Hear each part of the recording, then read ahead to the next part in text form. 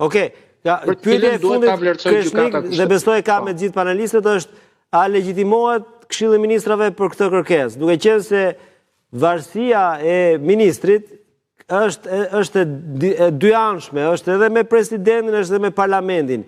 Pra, kryeministri vetëm emëron, por është vota në parlament që i jep pesh një ministri, është dhe dekreti i presidentit që e bën ato të nisë detyrën. Pra, pa dekretin e presidentit nuk nisë detyra e një ministri. Në këtë rast, vetëm kërkesa nga qeveria legjitimohet? Qeveria është një nga subjektet e parashikuar nga ligji që legjitimohet për t'ju drejtuar gjykatës kushtetuese. Në këtë rast temi, jo në parim, po them në këtë rast. Në parim një. Ministri ka dekret presidenti, a mund e prokurori dhe gjykata ta anulloj? Kemi me 10 raste që një qeveri i drejtohet të gjykatës kushtetuese. Patjetër, po. A kemi në rastin konkret? Në rastin konkret, sigurisht që një nga arsyet në të cilat qeveria aktuale është drejtuar gjykatës kushtetuese është për dy arsye. E para, sepse do të përfaqësoj çështjen për të mbarë në mbrojtje ministren Belinda Balluku, dhe e dyta, do të parandaloj një hapjen e një praktike penale e cila mund ndodhi nesër me ministrat të tjerë. Okej. Kthupi, ndërkohë edhe mund më thuash diçka për procedurën. 21 ishte kërkesa e Këshillit të Ministrave, është data 25 sot, sigurisht ka patur ato ditë pushim, por nuk kemi një datë të gjykatës kushtetuese kur do mblidhet, por a legjitimohet Këshilli i Ministrave për këtë kërkesë? Pra, mund të merret si palë?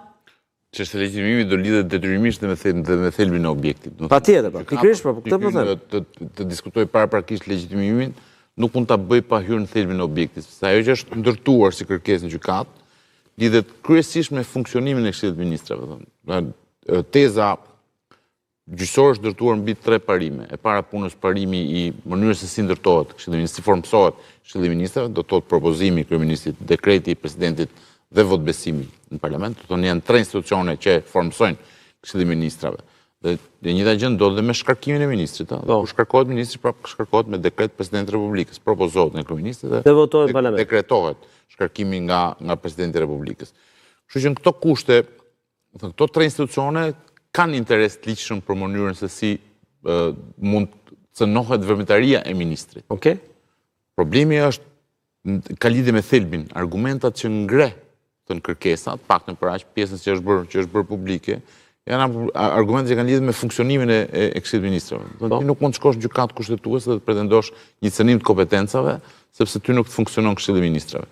Pse? Sepse ligji ka dhënë gjithë instrumentat e nevojshëm që të funksionojë. Çdo moment cënimi funksionit. Po më thua një gjë interesante që ta korrigjosh me mekanizma të tjerë. Që gjykata kushtetuese edhe mund të mos ta legjitimojë si kërkesë këtë? Nuk besoj që nuk do ta legjitimojë. Unë besoj që gjykata kushtetuese edhe është në të mirën e gjithë ne. Okej. Që kjo çështje ti nënshtrohet çështja. Patjetër. Unë e thash edhe më parë është një çështje më interesante. Qoftë për te nivelit nevojës për legjitimim të shkojë dhe të japë një vendim argumentues në raport me dhe çfarë do ose jo drejtës kushtetuese. Çfarë do merrte në objekt gjykata kushtetuese? Nëse gjykata e posaçme mund ta bëj një pezullim të tillë apo jo? Duhet bëj atë që është interpretimi kushtetues si pikës së dytë të nenit 242, që do thotë atë ku është kufiri i personave të zgjedhur me ligj. Dhe kjo e drejta për të marrë një mas pezullimi deri cilin nivel të administratës shtetërore mund shtrihet. Se kjo është ajo që kërkohet. Po.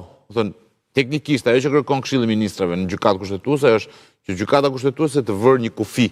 Do të ti mund të shkarkosh çdo funksionar publik deri në këtë nivel, por nuk mund të kalosh përtej këtij niveli se mund pezullosh. Mund pezullosh. Yes.